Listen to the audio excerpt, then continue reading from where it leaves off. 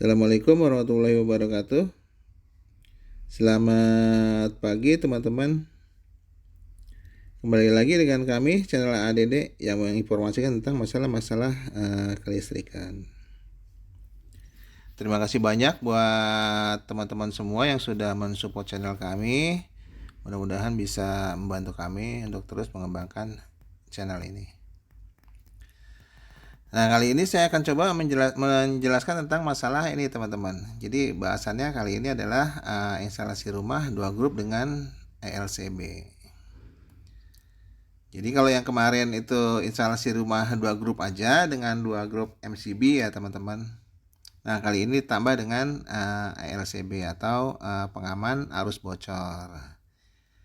Yang fungsinya untuk mengurangi resiko akibat tersengat arus listrik dan juga mengurangi resiko kebakaran akibat instalasi yang buruk teman-teman, instalasi yang kurang bagus atau instalasi yang bocor gitu teman-teman. Nah, di sini kita mulai dari sebelah kiri dulu ya teman-teman. Ini yang warna merah adalah pasa dari PLN ya, dari tiang ya teman-teman. Nah, yang biru adalah netralnya. Jadi masuk ke box KWH. Setelah box KWH itu masuk ke LCB.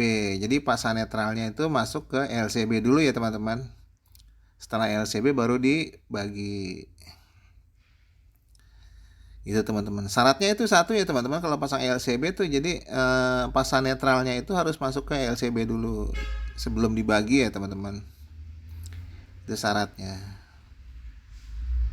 Nah, setelah dari LCB ini baru dibagi ke grup 1 dan grup 2. Jadi grup satunya kalau di sini di gambar ini dari ke stop kontak ya teman-teman. Stop kontak nanti setelah stop kontak dibagi lagi buat apalah, buat nyalain apa, pompa air atau kulkas atau OTP atau apalah gitu ya teman-teman.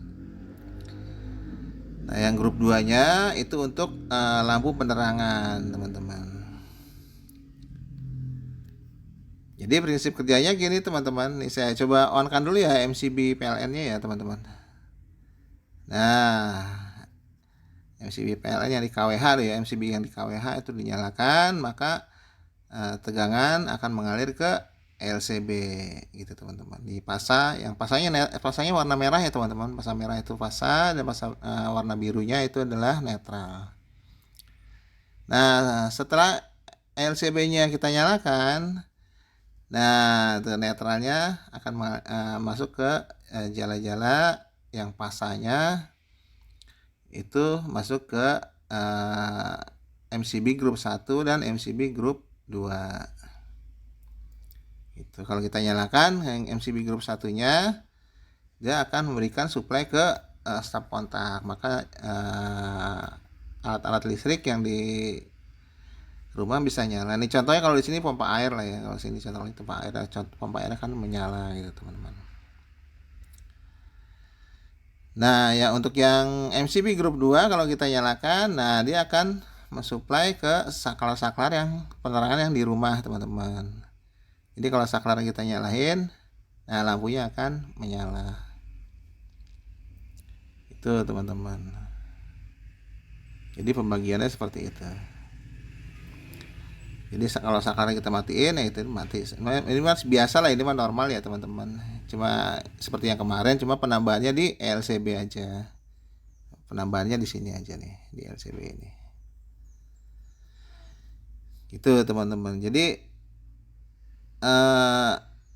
saya jelasin lagi sekali lagi. Jadi fungsi LCB di sini adalah untuk pengaman arus bocor. Jadi arus bocor itu akibat dari misalkan ada orang yang tersengat listrik atau ada jaringan atau alat-alat listrik yang memang sudah tidak bagus gitu teman-teman. Jadi dia bocor ke ground. Gitu teman-teman. Jadi fungsi LCB ini cukup bagus ya, cukup baik lah teman-teman ya kalau bisa dipasang di rumah. Jadi dia bisa mengurangi resiko kalau ada orang yang kesetrum gitu atau tersengat listrik gitu teman-teman. Jadi kalau dipasang LCB bukannya nggak kesetrum ya teman-teman, tetap kesetrum, cuma bisa mengurangi resiko dari akibat dari tersengat listrik. Gitu. Jadi ada keterangannya di video saya yang sebelumnya deh di LCB. Jadi dia kalau batasan arusnya berapa nanti dia bisa mengakibatkan apa, misalkan jadi bisa mengakibatkan kontraksi otot, terus ada lagi yang bisa menyebabkan pernapasan gitu kan, mempengaruhi pernapasan, dan yang terakhir adalah mempengaruhi jantung gitu teman-teman. Jadi kalau di sini dia mengurangi itu semua, resiko itu semua teman-teman. Jadi kalau setrumnya tetap, cuma nggak sampai fatal gitu teman-teman. Dan yang kedua bisa mengurangi resiko kebakaran akibat instalasi yang buruk. Misalkan misalkan terkelupas kabelnya, dia lari ke ground misalkan itu. Kan bisa aja dia jadi panas tuh, kalau terjadi percikan ke ground dia panas itu teman-teman. Panas akhirnya menimbulkan percikan api gitu, isolasi terbakar, akhirnya bisa menimbulkan kebakaran. Nah, itu dia bisa mendeteksi itu teman-teman. Jadi begitu arusnya bocor ke ground, dia langsung mentripkan si si LCB gitu, memutuskan rangkaian yang ke jala-jala. Itu fungsinya teman-teman.